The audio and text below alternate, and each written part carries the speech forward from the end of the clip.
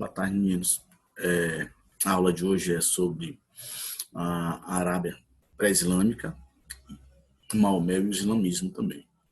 A gente vai falar um pouco sobre o islamismo, uma religião muito importante, né, hoje no mundo, que vem crescendo significativamente, tornando-se aí a segunda maior religião do mundo.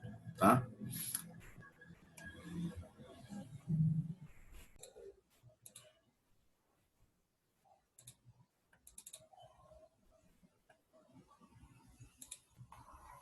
Boa tarde, meninas. Nessa aula de hoje nós vamos falar um pouco sobre o islamismo, uma religião que vem crescendo, né, desde o período da expansão árabe, quando nós vamos ter aí a difusão do islamismo por várias partes do mundo, a África, a Ásia e também a Europa, lembrando ali na região da Península Ibérica, onde o Império Árabe ele vai se expandir também. Então o islamismo tornou-se uma das principais religiões do mundo, hoje uma das maiores, a segunda maior religião, e é preciso compreender o que é o islamismo, né? A importância do islamismo, que muitas vezes é confundida aí com o extremismo terrorista que acontece no mundo. E o Islã ele tem assim uma importância muito grande, porque uma religião que prega, além de tudo, uma devoção a Alá, né? E um modo de vida totalmente diferente das demais religiões monoteístas que nós conhecemos. Então é importante a gente entender o que é o islamismo, como é que ele se configura e a sua importância para o mundo.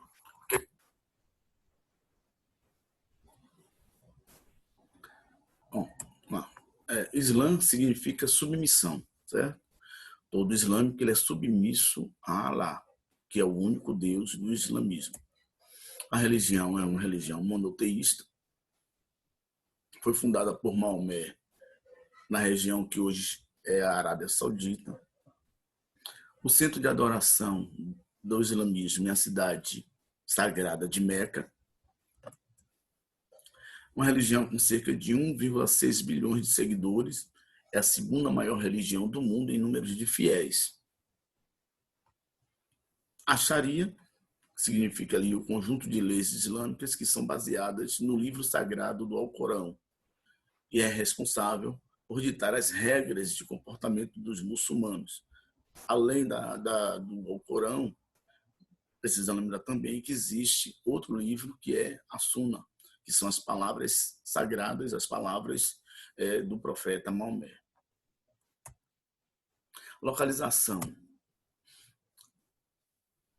A Península Arábica está localizada no Oriente Médio, limitada entre o Mar Vermelho, a oeste, o Oceano Índico, ao sul, e o Golfo Pérsico, ao leste.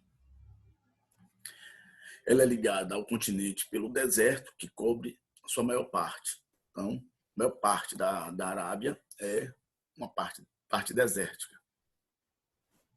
O clima é extremamente seco, apresentando oscilações térmicas diárias e variações de temperatura. Nós vamos ter dias muito quentes e noites muito frias. Situada aqui nessa região, a Península Arábica, onde surge ali o islamismo. As populações da Península Arábica é de origem semita, caracterizada pela divisão em Arábia do Deserto e Arábia do Litoral. O governo era descentralizado, prevalecia a organização tribal, certo? Então nós vamos ter aí governos descentralizados, baseando-se principalmente nos grupos, né, nas tribos, e que eram tribos patriarcais, com um líder patriarcal. População de beduínos. Eram grupos nômades que criavam camelos, carneiros e cabras. Realizavam comércios de caravanas pelo deserto. Além dos beduínos, haviam também os agricultores que dependiam dos oásis, praticavam uma escassa agricultura de tâmaras e também de trigos. Os oásis eram uma área isolada de vegetação em deserto, tipicamente vizinha uma nascente de água doce. E é nessa região que vão se formando aí os grupos no deserto e comercializando os produtos vendidos para as cidades. Os beduínos, povos nômades, habitantes das áreas desertas do Oriente e do Norte da África. Seu sistema político está baseado na extensa unidade familiar de origem patriarcal. Então, havia um líder patriarcal, né? A unidade de família que formava os grupos ali entre eles. O grupo é comandado por um líder político ou, né, espiritual, que é conhecido como sheik. A palavra sheik significa líder. Os árabes do litoral. Os árabes do litoral eram sedentários, viviam do comércio, do artesanato e exportação de produtos. Os principais produtos eram o café, o incenso, tâmaras e perfumes. As principais cidades da Arábia eram a cidade de Meca, que é o centro religioso, e a cidade de Iatreb, que é um centro comercial. A religião árabe pré-islâmica. A religião dos árabes pré-islâmicos eram politeístas, idólatras. Ou seja, eles tinham vários deuses e adoravam esses deuses. Dentre esses deuses, o Baal era considerado como o deus dos deuses e um dos mais notáveis. Porém, adoravam também uma infinidade de deuses inferiores. Então, nós vamos ter aí uma religião politeísta, onde havia a adoração de vários deuses. Em Meca encontrava-se a Kaaba, santuário religioso, onde estava a Pedra Negra e todos os ídolos tribais que eram adorados pelos árabes. Que é a Kaaba, onde os árabes eles viajavam em caravanas para reverenciar os deuses. Meca se tornou a cidade mais importante da Arábia pré-islâmica, pois, com a peregrinação religiosa, a cidade transformou-se em um importante centro comercial. Okay? A gente vai ver que quando Maomé começa a pregar o monoteísmo, ele vai entrar em choque de colisão com os líderes religiosos da cidade de Meca e também com os comerciantes da cidade de Meca. Maomé nasceu em Meca, mais ou menos 570 depois de Cristo, pertencente à família dos Hashemitas, ramo pobre das tribos coraixitas que controlavam o comércio e, consequentemente, a cidade. Órfão desde cedo, ele se tornou um condutor de caravanas, o que lhe possibilitou o contato com noções básicas da religião cristã e judaica. Então, a gente vai perceber que, durante as suas viagens, Maomé tem contato direto com essas duas religiões. As viagens, como guia de caravanas, colocaram-no em contato com o sincretismo religioso dominante no Oriente Próximo, o monoteísmo religioso dos judeus, o judaísmo, e dos cristãos, o cristianismo.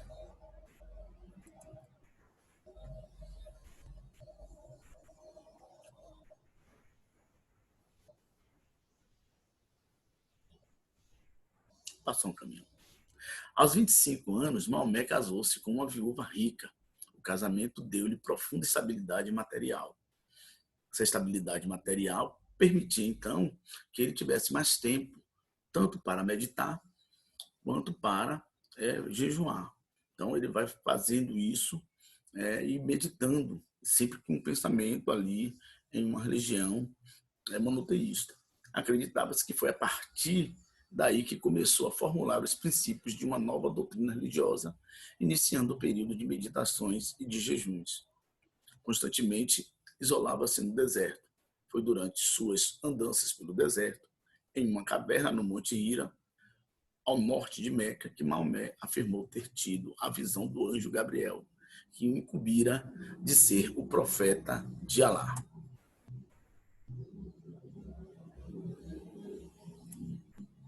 Admirador do monoteísmo, ele criticava uma das maiores fontes de renda de Meca, a peregrinação dos idólatras que adoravam as várias divindades dos templos locais. Essa crítica a essa peregrinação e esses idólatras vai promover um choque entre os líderes religiosos de Meca e também os comerciantes de Meca, que vai perseguir Maomé, fazendo com que este acabe fugindo para a cidade de Yatreb, no que nós vamos chamar de Hégira, fuga de Maomé. Maomé começou a falar para os coraixitas em frente a Caaba, pregando a destruição dos ídolos e afirmando a existência de um só Deus, Alá. Teve oposições dos coraixitas, perseguidos e fugindo em direção à cidade de Yatreb no ano de 622. Essa migração forçada, conhecida como Hégira, marca o início do calendário muçulmano. Aos poucos, o profeta atraiu cada vez mais os seguidores até ter força para derrotar os rivais que o expulsaram de Meca. Nesse momento, Maomé implantou um governo teocrático, transformando a cidade em sua base e mudando seu nome para Medina, a cidade do profeta. Então, Yatreb se transforma em Medina, cidade do profeta. Em 630, Maomé voltou à cidade de Meca e, com o apoio dos seus seguidores, destruiu os ídolos tribais, preservando a Caaba e a Pedra Negra. O Estado árabe estava praticamente formado, unido em torno da bandeira do islamismo e de seu chefe, Maomé, que assumia não apenas o poder político, como também o poder religioso, iniciando assim um governo teocrático e o islamismo. Ok? Vamos lá.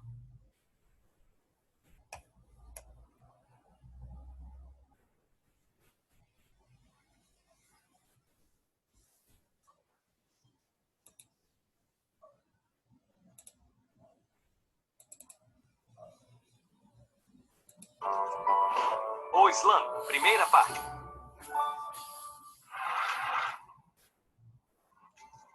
Imagine um deserto, um enorme deserto, com dunas que se estendem até o horizonte, como as ondas de um oceano gigantesco, mas um oceano de areia. Esse é o deserto árabe. Mas não é de areia em todos os lugares. Aqui e ali você pode encontrar algumas fontes naturais de água, chamadas oásis, e as primeiras tribos árabes que se estabeleceram em torno deles. Espalhados por todo o deserto e muito longe uns dos outros, esses povos, que eram pastores e comerciantes, muitas vezes não se davam muito bem. Não, discuta. Esse é o Nada meu disso, cabelo, esse é meu. meu cabelo. Não, é meu. Não, é o meu. Esse é meu. É o meu. Eles lutavam uns contra os outros o tempo todo, até que um dia uma força incrível invisível chegou. Uma força que apareceu entre as areias do deserto, como a água fresca de uma nascente. Essa força era a fé. Uma fé enorme, capaz de mover montanhas. Essa fé estava em uma nova religião chamada Islã. Ela uniu os povos da Arábia por um objetivo comum. E um novo império foi criado. Esse império se tornaria um dos mais ricos, mais complexos e refinados da história da civilização. O profeta Maomé. Por volta do ano 500, Meca era uma das muitas cidades espalhadas pelo deserto. Mas tinha uma característica única. Acreditava-se que toda a grande pedra negra de Meca havia caído do céu. E muitas pessoas de lugares diferentes fizeram peregrinações a Meca, a fim de meditar e orar. No ano 570, Maomé nasceu em Meca. Era filho de um comerciante humilde. Como seu pai morreu quando ele era muito jovem, ele foi criado por um tio, trabalhando como comerciante e pastor. Maomé gostava de todas as pessoas que faziam peregrinações para sua cidade e conversava com elas durante horas. Embora ele não soubesse ler, gostava das histórias de Abraão e de Jesus e lembrava delas com facilidade. Uma noite, quando Maomé tinha 40 anos, estava meditando em uma caverna do Monte Hira e teve uma visão do arcanjo Gabriel. Maomé estava preocupado. Ele não sabia se o que tinha visto era real ou apenas um sonho. Depois de algum tempo, o arcanjo apareceu novamente e disse: Não há Deus sem Alá, e Maomé é o seu profeta. O arcanjo então passou a ele 6.232 versos sagrados e deu-lhe a responsabilidade de difundi-los e garantir que estas novas leis fossem seguidas em todo o mundo. Ao fazer isso, Maomé iria salvar a humanidade do inferno.